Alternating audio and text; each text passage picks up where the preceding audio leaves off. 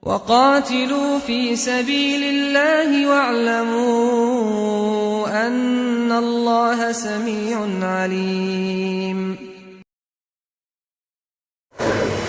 Ustadz, kenapa sih santri kalau itu belajar bahasa Arab nggak langsung fikih atau belajar akidah aja?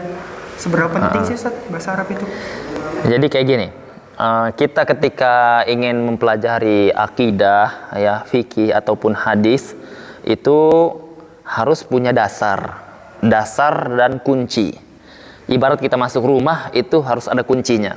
Jadi rumah itu di dalamnya dengan perabotan, dengan pernak-perniknya yang luar biasa. Itu kalau dari luar kita nggak kelihatan, ya kan? Dia ketika kita masuk itu baru kita kelihatan, dan itu ada kuncinya.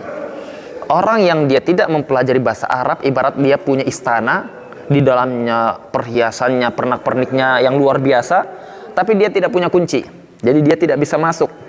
Ya. Nah, ibaratkan seperti itu.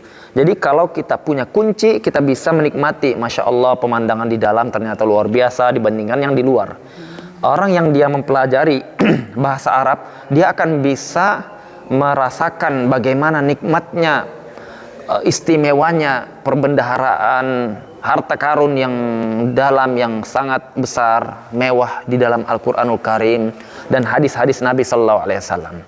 Oleh karenanya, salaf dahulu itu sangat semangat untuk mempelajari bahasa Arab. Ya, jadi kita ketika mengatakan saya mengikuti salaf, ya di antara mengikutinya adalah kita mempelajari itu bahasanya salaf kita, bahasa ulama kita, bahasa Al-Quranul Karim dan hadis Nabi Sallallahu Alaihi Wasallam. Ibaratkan kita mau berperang, ya, kita tidak punya senjata, ya, ketika kita tidak punya senjata, kita tidak bisa menang.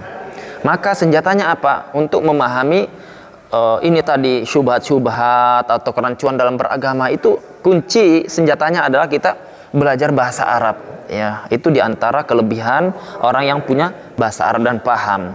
Diantara kenapa kita mempelajari bahasa Arab ini harus serius, karena kita setiap hari lah, gampangnya kan kita sholat kan.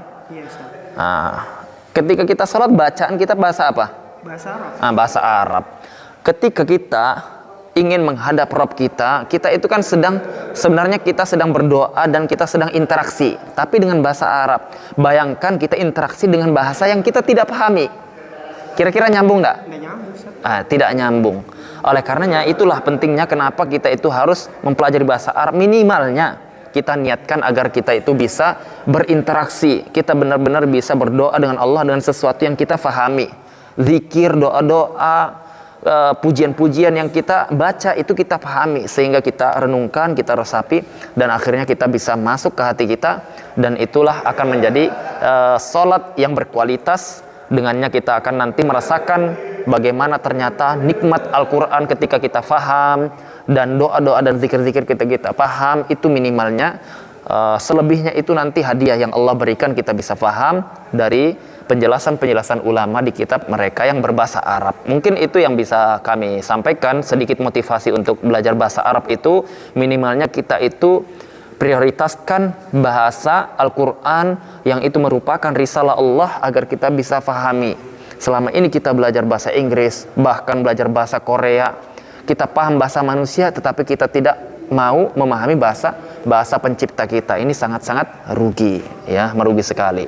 Ya, mudah-mudahan kita termotivasi belajar bahasa Arab, dan insya Allah di Santri Kalong ini akan kita jalankan dengan intensif, dan program kita sudah jalankan di Pekalongan dan berhasil. Mudah-mudahan teman-teman nanti bisa juga merasakan bagaimana bahasa Arab itu sangat-sangat membuat hati kita itu terpengaruh dengan Al-Quran, menjadikan hidup kita berkah insyaallah ta'ala.